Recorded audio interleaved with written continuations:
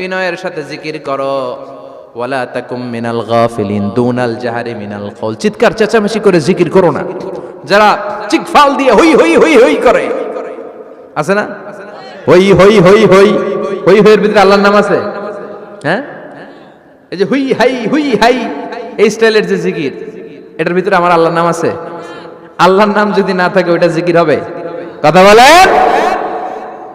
বিষ্ণু বললেন, খবরদার, চিৎকার চেঁচামেচি করে লাফালাফি করে যারা জিকিরি করে এরা মনে করে আল্লাহ কানে শোনে না। কথা বলেন। আপনি গোপনেও আল্লাহর ডাকলে আপনার ডাকে সাড়া দিবে কে? এজন্য রাব্বুল আলামিন বলেন, ফাযকুরুনি আযকুরকুম ওয়াশকুরুলি ওয়ালা তাকফুরুন। বান্দা, আমার জিকির তোমরা করো, আমিও তোমাদের জিকির করব। ঠিক কি না? আমরা যদি আল্লাহর জিকির করি, আমাদেরও জিকির করে কে? সুবহানাল্লাহ কইবেন না? আমরা আল্লাহর জিকির করে, আল্লাহ নাকি আমাদের জিকির করে? জানো তো না কথা এটা। আবার হাদিসে কুদসিতে আল্লাহ বলেন, ফাইন যাকারানি ফি নাফসি যাকারতুহু ফি নাফসি। আমার বান্দা যদি একা একা আমার জিকির করে, আমি আমার বান্দারে একা একা স্মরণ করি। ওয়া ইন যাকারানি ফি মালাইন যাকারতুহু ফি মালাইন খায়রিম মিনহু। এরকম মহা সম্মেলন করে যদি কেউ আমি আল্লাহর জিকির করে, আমি এর চেয়েও বড় মহা সম্মেলন ফেরেশতাদেরকে নিয়ে করে আমার বান্দারে স্মরণ করি। ওয়া ইন তাকাররাবা ইলাইয়া শিবরান তাকাররাবতু ইলাইহি যিরাআন। আমার বান্দা যদি আমার দিকে এক বিঘত আসতে চায়, আমি আমার বান্দার দিকে এক হাত এগিয়ে যাই। আমার বান্দা যদি আমার দিকে এক হাত আসতে চায়, আমি আমার বান্দার দিকে দুই হাত যাই।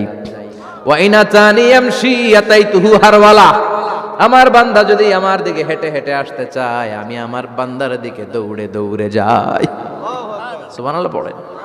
এজন্য বিশ্বনবী বলেন, লা ইয়াজালু লিসানুকা রাতবাম মিন যিকরিল্লাহ। আল্লাহর জিকির দিয়ে জিহ্বাটারে ভিজিয়ে রাখবা। কার কথা? চিল্লায় বলেন, কার কথা?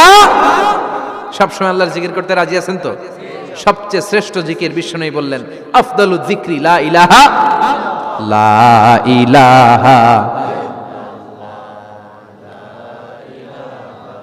লা ইলাহা ইল্লাল্লাহু মুহাম্মাদুর রাসূলুল্লাহ সাল্লাল্লাহু।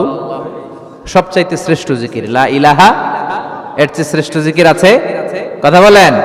বিশ্বনবী বললেন, মান ক্বালা লা ইলাহা ইল্লাল্লাহ সিদকান মিন কলবিহি। একনিষ্ঠতার সাথে অন্তর থেকে কেউ যদি জীবনে একবার বলে লা ইলাহা ইল্লাল্লাহ, দাখালাল জান্নাহ। তার যদি পাপ থাকে, অন্যায় থাকে, ওই পাপ আর অন্যায়ের শাস্তিগুলার পরে কোনো না কোনো দিন আমার ওই বান্দা জান্নাতে ঢুকবে।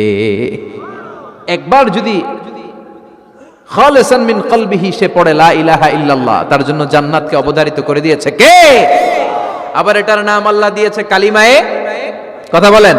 দরাবাল্লাহু মাসালান কালিমাতান তাইয়িবাতান কাশাজারাতিন তাইয়িবাতিন আসলুহা সাবিতুন ওয়া ফারউহা ফিস সামা। সুবহানাল্লাহ। পবিত্র বাণী এটা কালিমায়ে তাইয়িবা। আবু সাঈদ আল খুদরি থেকে বর্ণিত, মুস্তাদরাকে হাকিম আর সহিহ ইবনে হিব্বানে এসেছে। বিশ্বনবী বলেন, মুসা আলাইহিস সালাম আল্লাহর একবার প্রশ্ন করলেন, ইয়া রাব আল্লিমনি দুআআন আদউ বিহি। আপনি আমার এমন একটা জিকির শিক্ষা দেন যে এই জিকির দিয়ে আমি শুধু আপনার জিকির করব, কেউ এই জিকির করতে পারবে না। এই জিকির জানবো শুধু আমি, আর জানবেন। কথা কোন? প্রশ্ন করছে কে? হ্যাঁ, কাকে করেছে? আল্লাহ এমন একটা জিকির শিখান যেই জিকির কেউ জানে না, আমি জানবো, আর ওই জিকির দিয়ে প্রাণ ভরে আপনারে ডাকবো। আল্লাহ বললেন, মুসা পড়ো লা ইলাহা লা ইলাহা ইল্লাল্লাহু মুহাম্মাদুর রাসূলুল্লাহ। মুসা আলাইহিস সালাম বললেন, আল্লাহ চাইলাম কি, কইলেন কি? লা ইলাহা তো জাতীয় জিকির, এটা তো আন্তর্জাতিক জিকির, এটা জানে না এমন কেউ নাই। এমনকি হিন্দু ভাইরাও জানে। কথা কন। আল্লাহ, আমি তো চাইছিলাম এক্সক্লুসিভ, এক্সক্লুসিভ, আমার জন্য স্পেশাল। এর চেয়ে সুন্দর আর কেউ জানবে না। এত সুন্দর একটা জিকির আপনি দিবেন, এটা আমি ডাকবো আপনারে আর আপনি শুনবেন। আল্লাহ বললেন, মুসা এর চেয়ে দামি আমার কাছে নেই।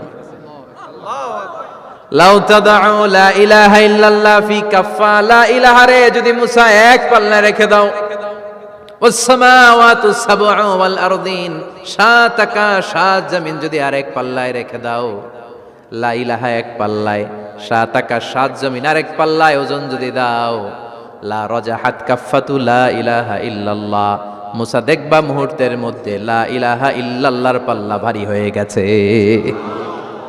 সাত আকাশ সাত জমিন এক পাল্লায়, শুধু লা ইলাহা ইল্লাল্লাহ আরেক পাল্লায়, মুহূর্তে লা ইলাহার পাল্লাটারে ভারী করে দিবে কে? এটা বিপ্লবী বাণী। আমরা এটার ভিক্ষার মধ্যে লাগাইছি।